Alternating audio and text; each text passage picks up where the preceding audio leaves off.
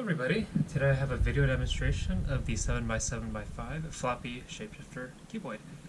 This puzzle is made from an MFJS Meilong 7x7 version 2, as well as 3 pre-and plastic extensions. And this puzzle has been post-processed, or the layers of the 3D printing extensions have been sanded down to reduce the scratchy noise of the puzzle when turning layers. And the result is a puzzle that sounds pretty similar to an unmodified 7x7. This puzzle here has standard shades. To show that off, let's go ahead and do a checkerboard.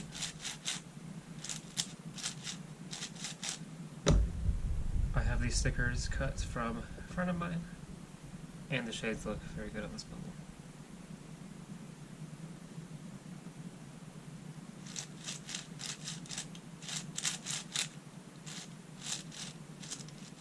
Before we get into turning quality, let's go into some size comparisons. Here is a standard size 3x3, RS3 3x3. And the new Meilong 7x7 version 2s are quite compact. And the result is a puzzle that the extensions don't need to be very large. Here's a 5x5, just to really show that off.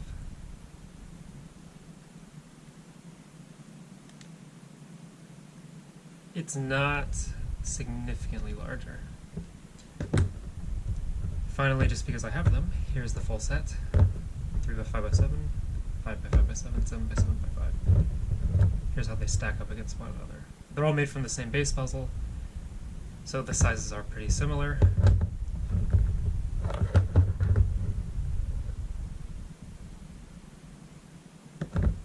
And then just taking a look at the 5x5x7. This is how these two compare. They fit quite well next to one another, and both of them are quite compact. Now let's get a little bit more into the turning quality. This puzzle does turn pretty well, as with the other two, as they're made from the same base puzzle. But just quickly, corner cutting is the standard 1 QB across all layers. I've noticed this base puzzle can actually go a little bit further than that, but realistically, 1 QB is all you need. Cannot say the same for reverse, that especially on the along the axis with the extensions. It will unfortunately lock up. Reverse is not really relevant here. On the other layers, there is a little bit of reverse where the extensions are thinner and it's not catching on them. But really, what we're interested in is if several layers are misaligned, can it cut through that? And the answer is yes, it can. Let me go ahead and execute some algorithms just to really demonstrate this. Let's do that top layer final edge setup algorithm.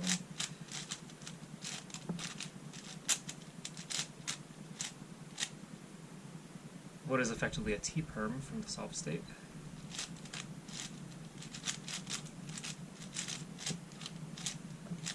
There we go. The adjacent edge swap, which is one of the longer algorithms.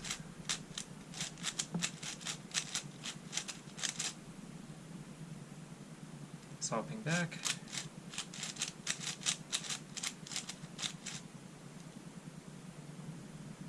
And then we can do, let's do an opposite edge swap,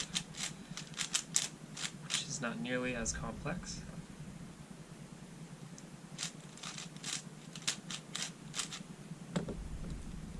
And I think that gives a pretty decent idea how this turns. But let's get more into what makes this puzzle floppy, as well as the final Scramble. So, as some of you may know, Floppy Shapeshifters, with Floppy Shapeshifters you can turn the smaller side onto the larger side, so in this case the 5 side onto the 7 side. And we can make a turn through that. And that results in bandaging. So now, this corner and this edge, as well as the other edges and centers along this layer, are bandaged together. And when fully scrambled, this puzzle effectively bandages down to a 5x5, and the solve of these is not entirely challenging, but there are some parities to worry about that are not present in regular dominoes, such as floppy parity. So the puzzle is a bit of a challenge if you run into one of those parities. But let me go ahead and demonstrate that with a full scramble. So with this puzzle, we want the scramble shape preserved. foremost. That way, we ensure that after bandaging, bandaging only occurs when pieces are separated from one another. So with this, across the 5x7 or 7x5 axes, I'm only making 180-degree increment turns, and across the other axes, I can make 90-degree turns.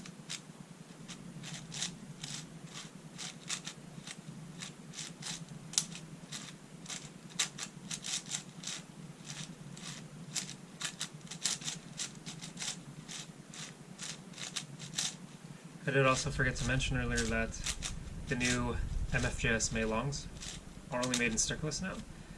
So during incomplete turns, the color can seep through, and if you look closely, it does seep through a bit when viewed at certain angles in the solved states.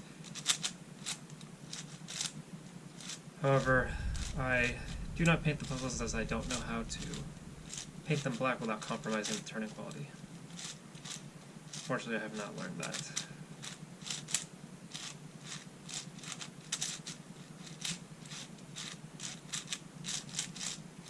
Alright, I think this has reached the point where I can move into the second stage. So the second stage of the scramble is just where we can turn all layers in 90-degree increments. And that's when the puzzle becomes a shape-shifted mess. Although, with the corner cutting, I can turn through any misalignments I get. It is a little bit hard to perfectly line up all the layers when they are shape-shifted like this. It's a little bit difficult to tell whether or not a layer is fully lined up. Although that is more of an issue with larger puzzles.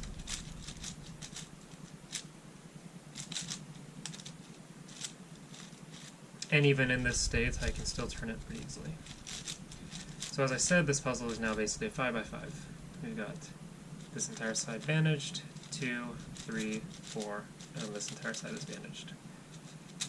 That would be the first stage of the solve, is solving it back into its shape-preserved form, or its cuboid rectangular prism form. With that, I think that is a good scramble, and I'm going to go ahead and solve this. So thank you all so much for watching, and I will see you in the next one.